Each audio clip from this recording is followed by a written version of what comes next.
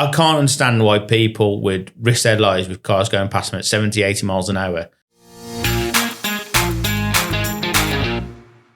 This episode is sponsored by BM Catalyst, Europe's leading manufacturer of catalytic converters, DPFs and front pipes, helping to keep vehicles running cleaner and greener. Welcome back to Garage Talk and Wrap the podcast with me, Vicky. And me, Ben.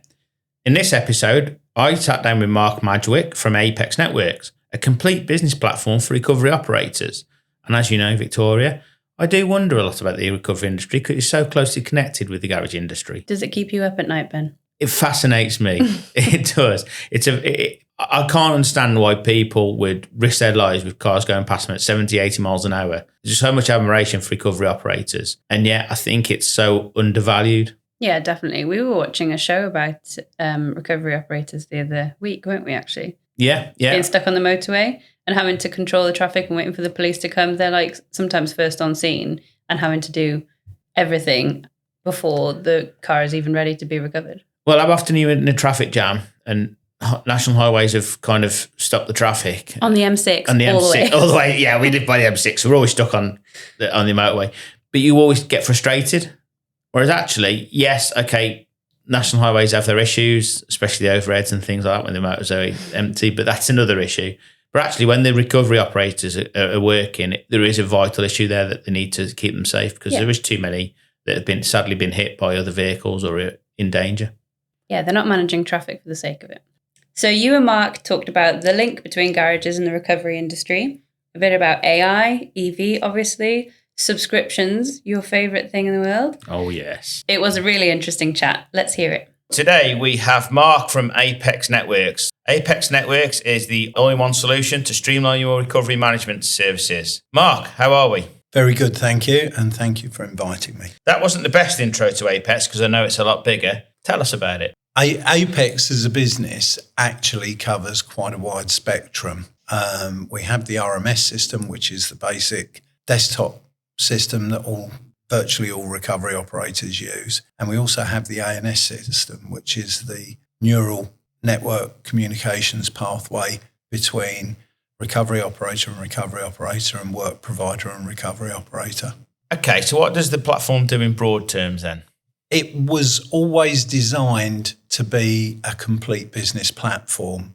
So every function that the recovery operator needs in the day-to-day business, including management of recovered vehicles, fleet vehicles, staff, stock, purchasing, it's all wrapped up in one system. One thing I would like to change really is the link between the garage industry and the recovery industry. You say the recovery industry, and obviously we respect that they're recovering vehicles on very quick roads, a lot of danger. But the job itself is to repair that vehicle as quickly as they can, isn't it? And I think this is what people are missing, is that there's a massive link between the garage industry and the recovery industry. There certainly is, and there have been work providers that have tried to focus far more on fixing the vehicle and doing long tows, which absolutely makes sense logistically and financially. And the RMS system will incorporate garage work as well as recovery work. And of course, every recovery driver is a mechanic, and every garage owner probably has a recovery truck these days. I think that every recovery driver is incredibly passionate and may well be in possession of a good deal of recovery mechanical knowledge. Roadside assistance guys are usually time-served mechanics, but the guys who tow vehicles with vehicles on the back of their own vehicle, 9 times out of 10, although they will have a fair mechanical knowledge, it's not a prerequisite to do their job. But for the recovery company, the ideal situation is get it going and then go on to the next job. If you're actually taking that vehicle, and I'm aware that a lot of the independent recovery operators get the jobs from the larger business leaders that we know, but the rates aren't really reflective of the time, money spent, the expertise. So the ideal job is to get a car fixed and go. Ideally, yes. As far as rates go, at Apex, we try and stay non-partisan, but recovery operators are never really content with what they get, and they always would like more. But that's a whole different podcast. Just going back now to obviously your product and what you provide, it's all about speed and efficiency, isn't it? So again, you're helping the operators there. Oh, absolutely, yeah. There is a feedback function within the RMS system from the driver through the base office and control room straight back to the work provider. If they wish, they can get time and update in real time. How do they get that update? The driver has an app on his phone, and the job is sent down over the app. They follow and progress the job through on that app, saying that 1, they've accepted the job, 2, they're en route to the vehicle, 3, they've arrived with the vehicle, and then their app allows them to do certain things like a risk assessment, which is the first thing that they have to do. Then they can take pictures, they can do a vehicle condition report form electronically. All of this is uploaded more or less in real time straight to the control room. Then once they've loaded the vehicle and they're away with it, they press the clear scene button and the job changes colour on the screen so that the control room know that the risk has been diminished significantly. They're always at highest risk when they're out on the side of the road, and it is a dangerous place to work. So the control room, by knowing that they press clear, they're out of danger, the job's changed colour, and then when they've dropped it off and all their paperwork is done, they press complete, and that's the job. And just going back to the start of that then, you say they accept the job. On what basis they accept it? Is it there's a list of jobs and you've got to take one of them, or is there a time scale? No, the jobs are pushed down. You want this driver to do this job, so you send him the job and he has to answer the call as such and accept it on his system. It can never be done as a lottery because the control room is there to do the primary thing. Says it on the tin, control. Yeah. And then does your system allocate jobs near where they've just ended the last job? The the system has a facility to auto-allocate resource, vehicles, whoever's on shift, whoever's closest, and whoever is best resource to do that. And that's in its infancy at the moment and being tested by quite a large work provider. But the control room function is primarily at the moment to decide who does what. And I suppose the big question is, towards the end of the shift, they try and get one back to us that they've come from and started. Ideally, yeah. You always try and get people to finish as closer to home as they possibly can, because we do have a lot of remote workers now, more so since the pandemic. People do work from home. They take their vehicle home, park it around the corner in their street, and work from home. That makes life an awful lot easier for them. So trying to get them back home should be a primary task of the controller at the end of their shift. It doesn't always work like that, I guarantee it, but it would be nice if it did. Tell us about your workflow. Tell us where you get jobs from, where you get the operators from. Tell us everything about it. Well, the system is the primary one in the industry. Other systems are available, but Apex Networks with their RMS system probably holds north of 95% of the market in one form or another. We hold 100% of the ANS network because we run and control that as well and operate that system. Work providers, when they're approached by a recovery operator, the first question they will ask is, are you on Apex? Okay. And that's always a big plus for people who are starting up, that they're on the system. Because it's the difference between a push of a button and they get a job, or a phone call where it has to be dictated over to them or sent to them by text or by email, whatever. It's just a much easier process and much slicker if they can just press a button and deploy the work.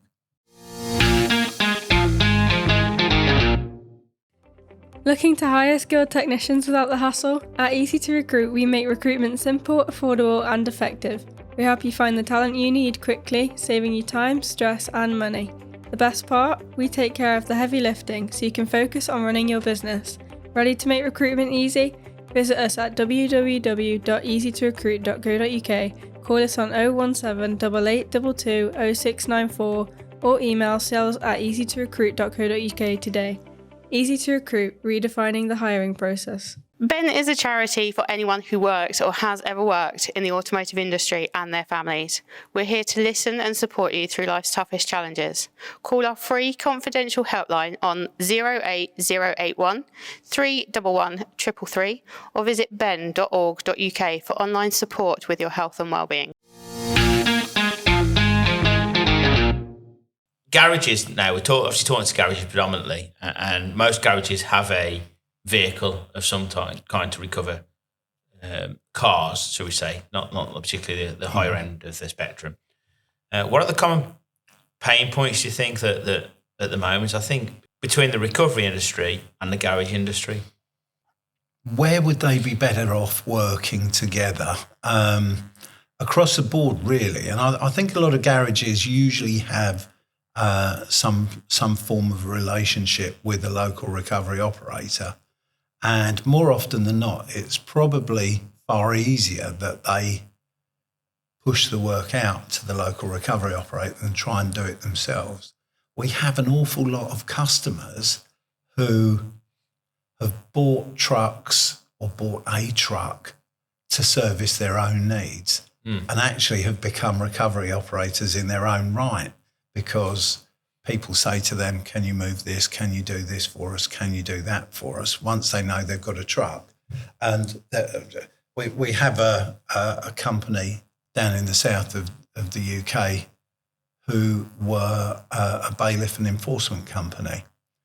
And he got pretty fed up having to wait for a recovery operator to come and pick a vehicle up for him, which was usually in quite a hostile environment. Yeah, it was. You've all seen can't pay, we'll take it away. So he decided to buy his own truck, and he is now a predominant recovery operator in the south of England because he's found that easier to do than the bailiff work. And I think I don't think people understand recovery. I think the biggest problem is the recovery industry isn't an understood industry, is it? I think you see the AA, you see the RAC, you see these big names, you see them recovering a car on the side of the road. It's far bigger and far wider than that. And you just mentioned one now where the car is not even broken down. Absolutely, yeah. Moving vehicles about is becoming an industry in its own right. The way that we do things now is far different from how we did it 10, 25 years ago.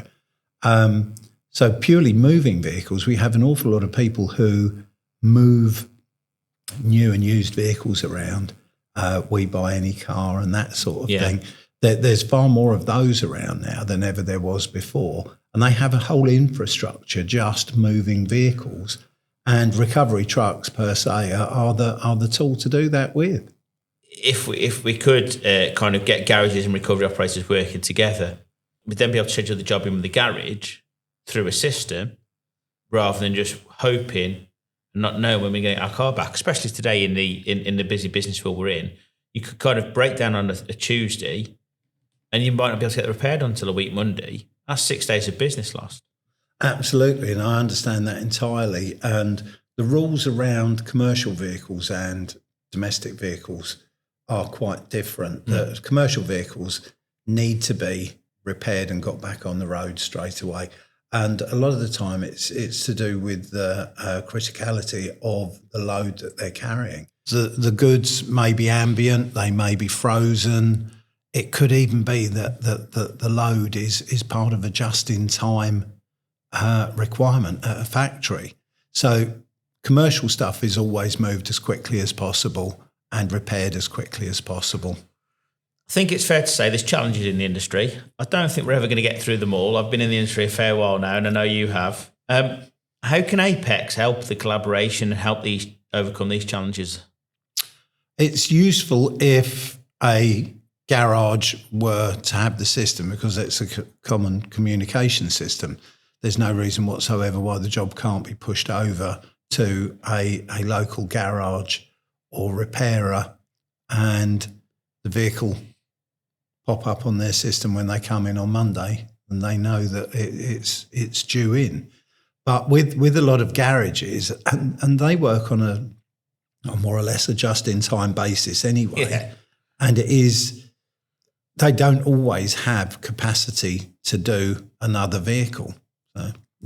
But that's back to where we started. Almost the business problem with the garages is there is no capacity for those just-in-time jobs or the urgent jobs that come in.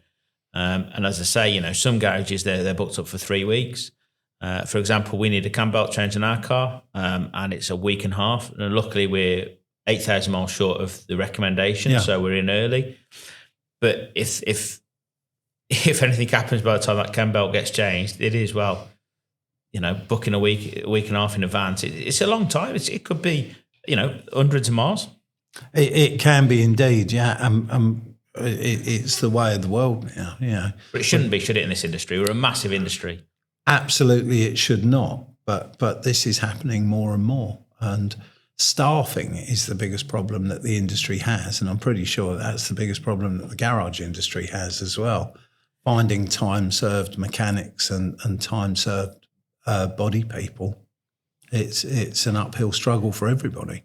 But do you think motoring in the UK is too cheap at point of entry, but longer term it's too dear? And what I mean by that is you'll go to the garage today, you'll spend £10 on a part rather than £20, but that part will last a quarter of the time the £20 one will. Whereas if we actually educated people and said, if you spend £20 on that part, it's going to last a year, whereas you spend £10, it's going to last 3 months, we're actually preventing problems rather than curing them. Absolutely. I had a very conversation with someone I know just last week, and she was telling me that she needs to go and buy a new tyre for her car because it just hasn't lasted. And I said to her, where are you getting your tyres from? And she's buying them from an outlet that does part-worn tyres. And it is a false economy, but she said it's all she can afford. And it's the cost of everything that is the denominator on how we do it and when we do it. You find that people aren't having cars serviced and they're not having cars maintained, and they're letting lapse their membership of the motoring organisations purely and simply because they cannot afford it. But I mean, we're in tyre month. We're recording this in October. It is tyre safety month, and we've done quite a bit this month on tyre safety. And it's scary. It is scary because it's the only contact with the road you have. And I know we're not in the summer and winter tyres. I know we'd struggle in the UK to understand when that crossover period is. But surely it's better to spend that bit extra on the tyre, the most important part of the car that's going to cause issues other than driver error, of course. Surely you've got to spend a bit more on that. But then again, if you're not going to spend it, why would you then skimp and save on the recovery? You've kind of got nothing. If you're spending more on your parts, you can understand, although it's not right, you can understand skimping and saving on the recovery because you don't think you're going to break down that often. But to take both elements out.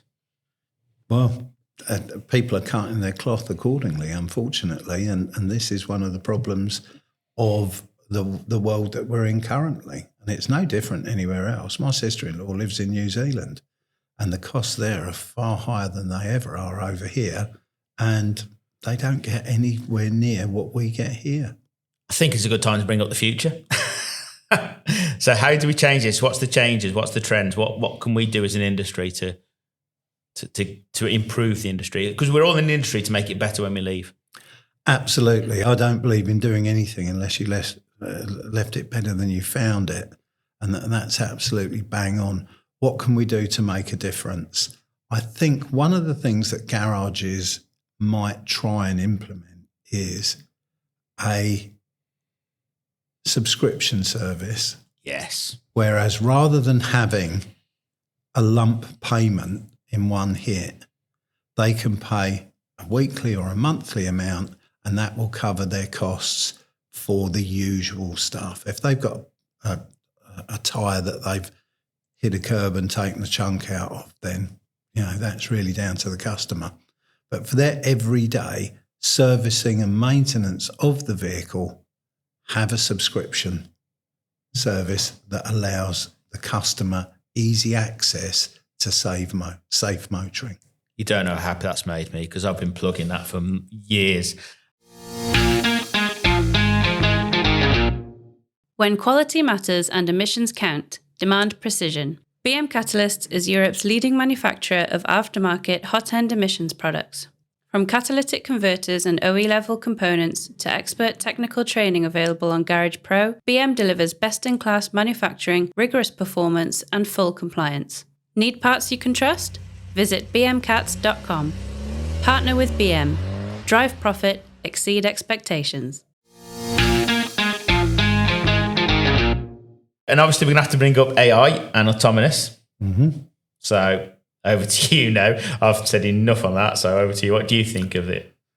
It has a place in the modern world, and I think to dismiss that out of hand would be foolhardy, because this is where we're going and this is what will happen. It is here.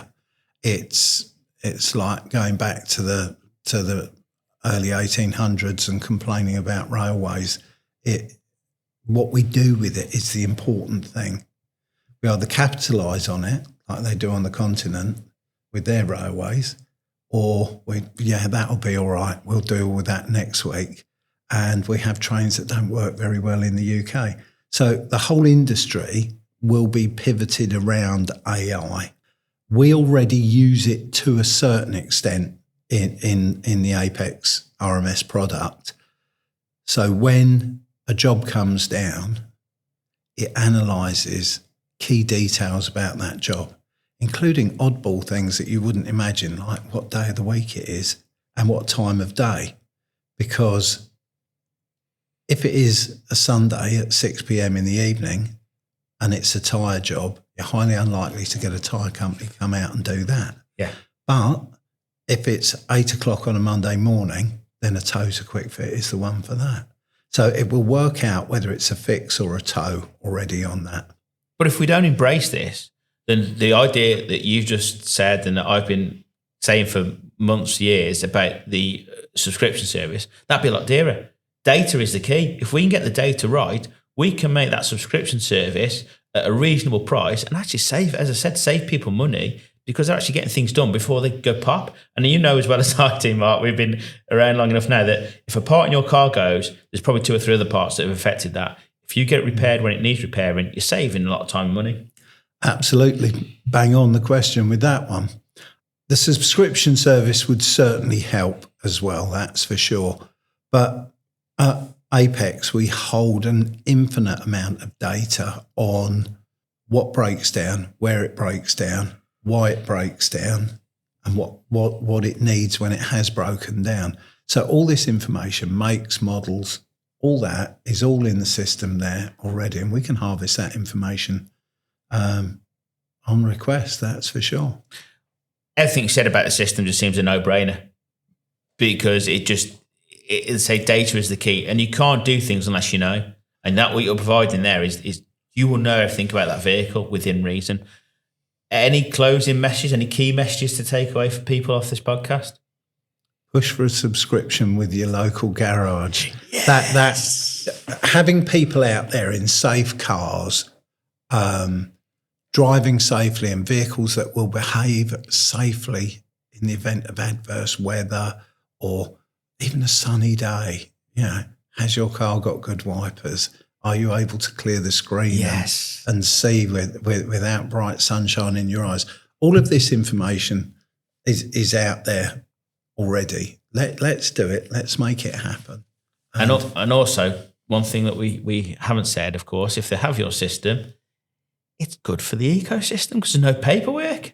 Absolutely. It's designed to be completely paperless, including the workshop side of it. It has a fully functioning workshop app on it. And it can all be done electronically. It comes through on an app for the technicians in the workshop. The job comes down to them. They can even do periodic inspections, your preventative maintenance inspections on there. They can be built up and laid out exactly as you want them. DVSA are perfectly happy for you to add in extra bits. As long as you've got the basics in there, they're really pretty fine with what else you would want to add in so that you don't miss anything. They see that it's a far more thorough inspection if it's got all sorts of other bits and pieces on it. But also, I think another key to what we've spoke about and everything we spoke about is the management.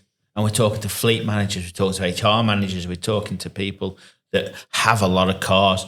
having your system and knowing where everything is at that time, it just takes a lot of weight off people's minds. It is everything in one place, that's for sure. And we have a lot of companies who use the system now who are insistent that they get the maximum out of it. Their attitude towards it is, we're paying for it. Why are we not using it? It's crazy.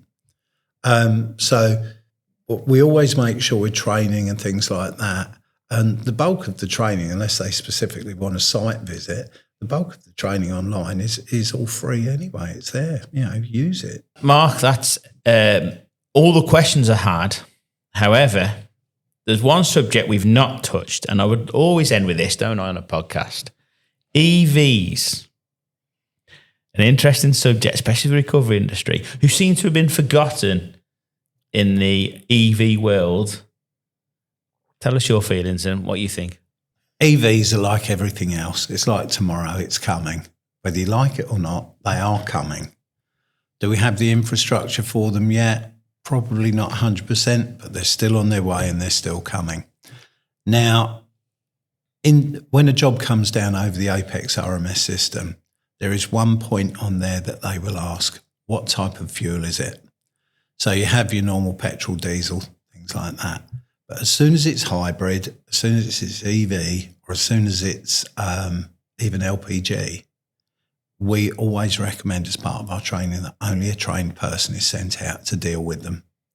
And we have more and more people coming out and taking up the training that's provided by various training bodies within the industry, how to deal with an EV safely, what to look out for, what to expect, and the perils and pitfalls of them, even as simple as going out and changing a tyre.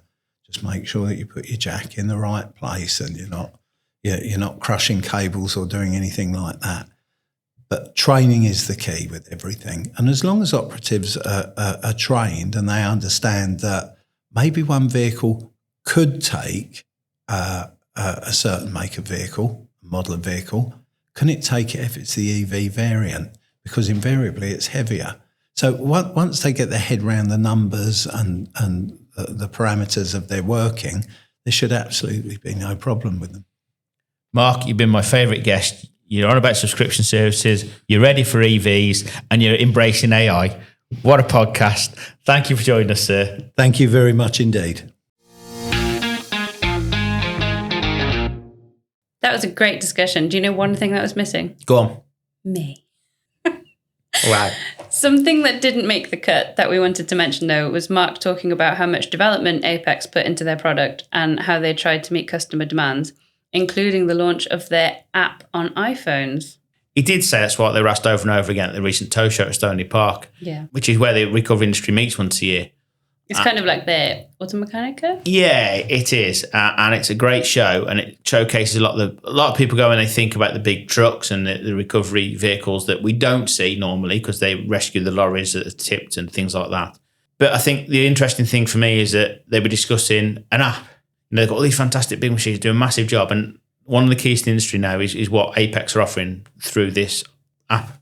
Everybody wants everything on their phones now, though, don't they? At the fingertips. But Mark said they were looking to launch RMS Lite towards the end of this year, and that they'll be rolling it out next year. So we'll see what happens. And I don't think people in the garage industry or recovery industry understand that even though we are out there doing repairs, recovering vehicles, still there's technical stuff to do. And I think, again, going back to the major issue about attracting people to this industry, I can never believe how big an industry it is. It's just massive. Anyway, that's all for this episode. A huge thank you to Mark from Apex Networks. You can find out more about Apex at apex-networks.com. The link is in the description. And of course, another thank you to BM Catalyst for being this episode's sponsor, the UK and Europe's leading manufacturer of catalytic converters, DPFs and front pipes. You can find out more at bmcats.com. And big news, BM Catalyst are continuing their sponsorship into Q1 of 2026. Woo. Yay! Cats. Brilliant. Yes, get your catalytic converters from BM Cats. I even said it right then. Yay. Hey. It's only taken 7 episodes. Yeah, it has, hasn't it? Finally, thank you so much for listening to our fantastic audience. If you enjoyed today's conversation, don't forget to follow Garage Talk Unwrapped on your favourite podcast platform. and hit the bell so you never miss an episode. Next time, it's just you and me, Ben. My favourite episode of the year. Oh. We'll be sharing our end of year review, which also goes out on our YouTube channel, talking about the highs and lows of 2025. Massive highs this year. We won't give too much away, but I can't wait for this review. Think about where we were last year to this year. I know, it's crazy. People have to tune in. If you have any questions for us to answer on that podcast, please let us know. Email us at hello@garagetalkonline.co.uk. Until next time. Bye. Bye. Bye.